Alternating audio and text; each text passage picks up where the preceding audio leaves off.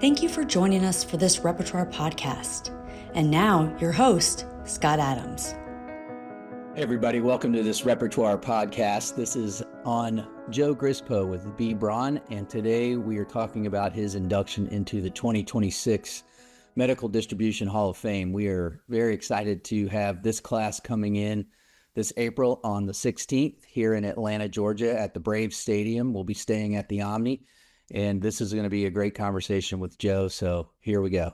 Joe, thank you for being on the podcast with me today, my friend. I'm looking forward to the conversation. And how are you doing? I'm doing great. It's a pleasure to be with you for sure. Early January here. You guys getting the year kicked off and going? You bet. Hair on fire right out of the gate. It's good. All good. I hear you. Are you guys on the calendar? I can't remember. Yeah, we're calendar. Yeah, so you're just starting out. Same here. The beginning of the year for us is always stressful. We're trying to get those last 35% or so contracts signed. And so January is always nuts and coming off the holidays, just trying to get back into the groove. So I appreciate you taking the time with me this morning. You bet.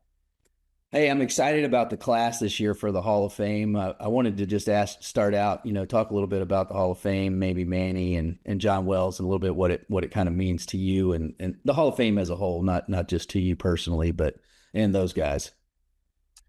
I think it's first of all, it's quite an honor and quite humbling to be included with the people that have come before me, and of course the folks I'm going in with. When I look, and I think it's a great way to recognize people in our industry. I think we work hard and do a lot of things for the good of all, and I think it's nice to have a way to recognize people. But when I look at this, and I look at some of the people that I have the utmost respect for, that I've learned from, that are already in the Hall of Fame, I can think of a few off the top of my head. Jonah Lysick is one, Mark Seitz, another, of course, Mike Carver. Those are people that people know their names. They've done a lot of great things. I've worked with them throughout my career and learned just a ton from them. So to suddenly be in the group with them is fantastic. And of course, Manny, I worked for Manny for about a year, but I directly, but I've had, Manny and I have worked together most of my career. And I've learned a ton from him as well. So for us to be going through together is really, really great. Yeah. When we were going through the list and the nominees, and I looked at it, the three of you guys going in together kind of made a ton of sense to me. Kind of same era. I love all three of you to death, and so very excited about this upcoming. You mentioned career and working with Manny, a lot of your career. Talk to me a little bit about give me the history of your career, because I don't know it actually, and then some things that might have shaped your kind of management philosophy or leadership philosophy. Yeah. So when I came out of college, I knew this was the industry I wanted to be in. I had, some family members, people that I knew that were in this industry. But when I came out of college, it was very difficult to crack into the industry. So I actually I knew sales was where I was going to be. I've been a sales guy my whole career. I've done really nothing else but sales. And so I took the route that I think a lot of people in our industry took early on, which is I went into the office equipment, copiers, fax machines. I mean, I'm dating myself. Fax machines were the brand new cool thing when I was doing it. So it was one of those, you learned a lot of really good basic selling skills. And it was kind of sink or swim. And you really just had to have a real work ethic of out every day, trying to find the leads, all of that. So I did that for, 4 or 5 years, was successful in that, and was able to crack into this industry really with my first job, which was at Carrington Laboratories, which that doesn't exist anymore. They are a small wound and skincare company based out of Irvine, Texas. And I worked for them for a while. Medline actually bought them years later. I think they still probably sell some of their products, but I worked for them for several years, ended up in a national account department. And that's really where my career started to change dramatically, because national accounts, once I hit it, I realized this is really what I want to do. I love this corporate side of things. What's your definition of national account, Joe? Are you talking like IDNs, health systems, GPOs, or are you talking distribution? It's really all of that, because Okay. I did all of that. So I've done the distribution piece of it. I've done the GPO piece. That was the big piece at the time when I started. And of course, the IDNs are huge now. And back then there wasn't much discussion about IDNs. Now that's Yeah. probably the biggest part of what I would call this national account umbrella. And then the government is in there as well. The government sales are really important. It's a huge provider of healthcare in this country. So those are kind of all the things are under that umbrella. So I did that for a few years, and then was able to go to Bristol Myers Squibb from there. And they actually were starting up a new division at the time. Bristol, it was a BMS Home Healthcare, and the whole idea was that you were in a corporate account seat, and you were taking all of the divisions into these big home healthcare companies. I had Columbia Home Healthcare, was the big one that I had. And What part the of the job, country were you in? I was living in Texas at the time. Yeah, Okay. I had moved from Chicago to Texas and was living in the Dallas Fort Yeah. Worth area. What year would Um, that have been, Joe? oh gosh, that was I've been here 22 years, so it was 25 years ago, easy. But yeah, so that job was a couple of years. Then there was a lot of changes in the home care market. Bristol Myers Squibb decided to fold that department, fold that division down. And I got moved over to where I had experience, which was Convatec. And Yeah. and again, I was in national accounts, dealing with distributors and hospitals and all of that, and did that for several years, and then came here to B Braun. And B Braun really was a job of, we want you to come in and really start to take us to the next level from a national account level. When I came in here, really all I was responsible for was the GPO relationships. But over time, I picked up the distributors, IDNs, government, all those things started to get folded in. A lot of that happened under Manny's leadership. Yeah. A matter of fact, I think when Manny started, I think I was handling still just the GPOs, and he helped connect the dots that, well, no, these should all be together. So yeah. And That's then, interesting. that 2009, I switched jobs internally, and that's the job I've been sitting in since then, which is chief sales officer here. So I'm responsible for all sales in North America for the B Braun organization. Since 2009, man, you've been through some ups and downs between Oh yeah, Obamacare and seen it all. COVID. I Yeah. shouldn't say that. I keep saying, "Oh, I'm sure No, I've seen everything there is don't to say see," it. and then something else comes. don't say it. Exactly. Um, it's funny. You and I had been in Dallas around the same time. Yeah. I was there kind of 98 to Yeah. 2000 ish with Yes. Sempermed. And Yeah. then I went into the national account role with them. And that's when Billy moved me to Tampa to the corporate office and Yeah. kind We of, were there at the same time. That's when both my boys were born in Texas. yeah. So mine were born in Jacksonville. And then we ended up in Dallas pretty quickly after that. Yeah. Real short period of time when I was in Dallas, but I loved the Metroplex. I loved living there. Oh, it was great. It Um, was great. and those PSS branches back then in Texas were just amazing. Their reps and what they would write was unbelievable dollar wise. Yeah. Back when you could call on a branch and things were fun. Yeah. Exactly. A lot different. Hey, so I mentioned Sempermed. Sempermed was an Austrian company, so dealing with being owned in a global. I should say they were Austrian and Thai, so having global ownership always brings its own unique stuff to us as a manufacturers in the U.S. and trying to explain distribution and how's that kind of shaped Braun. Having a global kind of facing business in how they deal with distribution in the U.S. Yeah, it's interesting. I think, when you're on a global scale like we are, you have to think well beyond, transactional relationships, and really focus a lot more on the strategic partnerships that you need. And here in the US, it was mission critical when I came on that, we weren't really through distribution. We were, but it was more of an afterthought. And my background said, no, this needs to be a core strategy for us Yeah. to work with the distributors and partner with them. And that's really the task that we took in moving forward. One of the first things I did when I realized our setup here was I brought Tim Kokinius here, who he's going to be roasting me. I probably should have picked someone who didn't know me so well.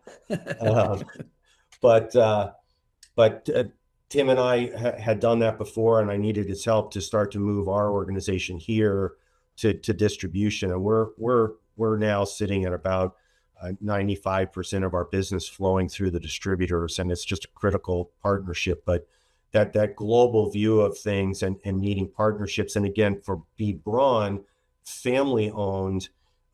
I believe we have a huge advantage because we're looking that this organization looks generationally.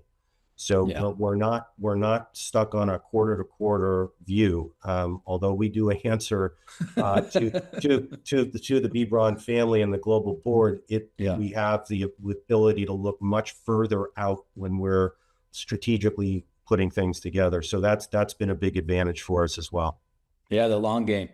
Yeah, long game For sure. Hey, I'm gonna jump around here on you a little bit because we mentioned it a second ago. Since 2009, obviously industry's gone through some crazy things, ups and downs, and everything's from tariffs to COVID to Obamacare and medical device tax. And how have you guys kind of kept the course and worked through some of that stuff? And what are maybe some lessons that you've learned along the way with some of that?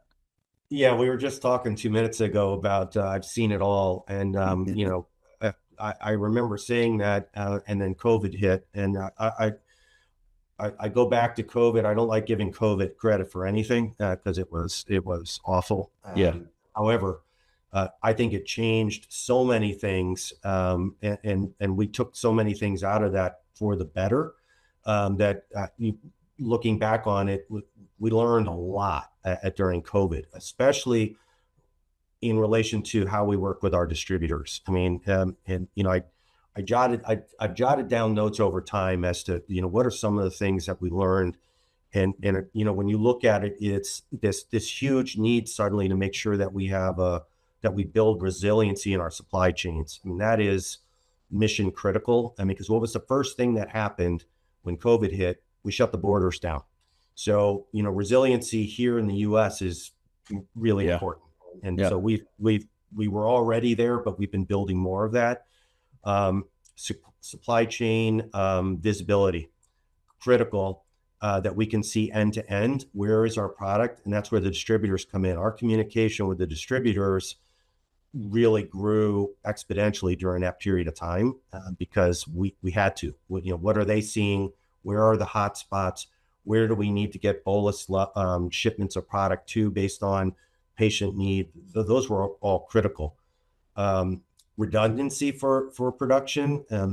We have a good plan for redundancy. We've spent a couple billion now putting more plants in place. We have 2 IV plants now, one on each coast. That redundancy is really important, regardless of what the situation is. But that, whether it's something like COVID or if it's a hurricane, those types of things, we want to make sure we have redundancy. And then I think it also highlighted for me something I'm really proud of, and that's this industry as a whole and the people that I work with, my company, the distributors, you and John, is we rise to the occasion when this stuff happens. We see the problem and we kind of step in and say, okay, what do we have to do to make sure that patients get what they need, that healthcare keeps moving, because what we do has to keep moving. It can't just stop because something like COVID has hit. And, I think there's a lot of areas that we could do better. And certainly the industry is focused in on that. My work with HIDA, certainly we have been focused on that, but I think we did a great job. And I'm just proud of the effort that everybody put in and how we work together. I think most industries could learn a lot from how we did that. It was amazing to be sitting in my living room and seeing the 5 kind of big distributors around the table with the president, and everybody dropped their weapons at the door, and we just The industry as a whole just came together. It was very impressive. It also put our industry on the map to I people agree. not having any clue Yeah. about it too. Oh, wow, this is very important. I'm going to keep on that, and I'm going to combine a couple of these questions. I think there's really good leaders in our industry, and we have really good people in it. And then I think there's, leaders who actually influence our industry. I think you're one of those. I'd love for you to talk a little bit about the difference in those types of leaders, but also how you led through that complexity during some of that, because you guys were right in the middle of it. Yeah, yeah. I think, there's a lot there in that question. I think, if I start with, the complexity of the issue, and listen, if you've been in this industry for long enough, you've gone through very complex problems that you have to solve. I think, again, going back to COVID, usually you can rely on your past experience for how did we deal with this the last time? A hurricane would be a good example. Yeah. We've been through that. This was off the charts, brand new. Nobody has any experience on how to deal with it. So, we just go through a process. I go through a process of really prioritizing what's the issue and what are the top, 3 or 4 things that we need to deal with that we have in our control. I mean, that's the biggest thing. We can't be everything to everybody, and we don't have control over everything, but there are definitely things we have control over. What are they?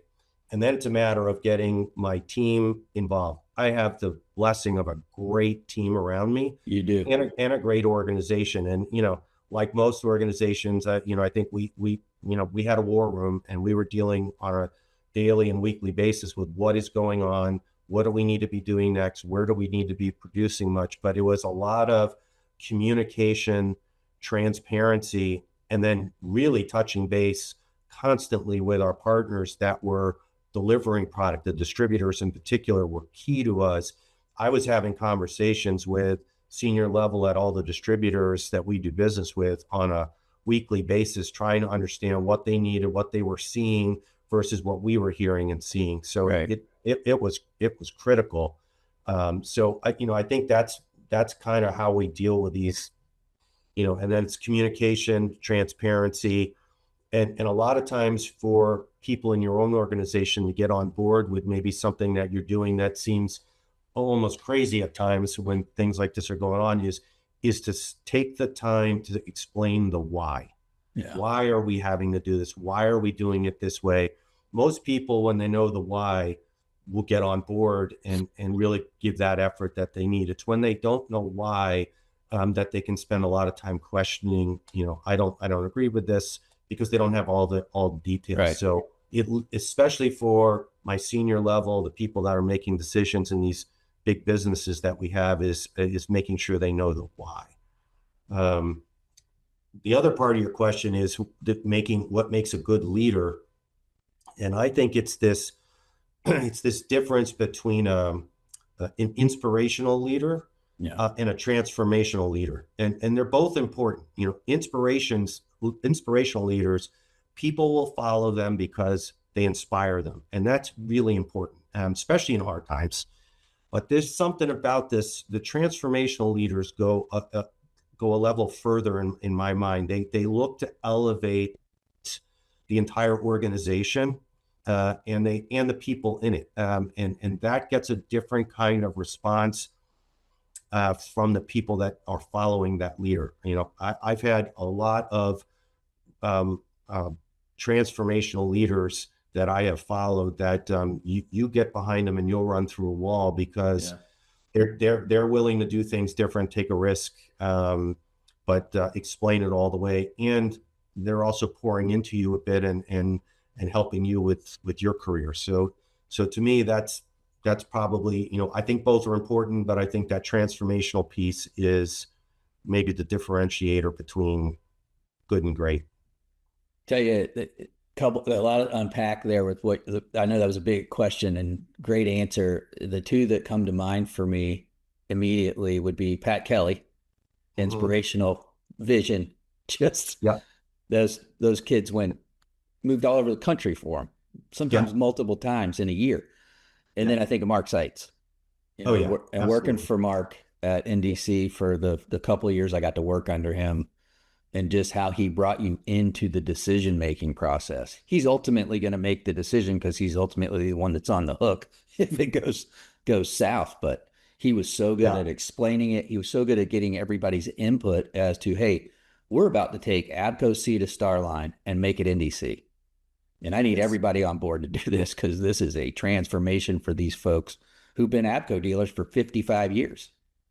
Yeah. And it was a cool time to be there and see it, but to watch how Mark handled it and how he brought us all on board with it. Because it was scary. I was running Abco, Colleen's running Starline, and Paul Barney's running CETA, and we're all like, these members are going to kill us.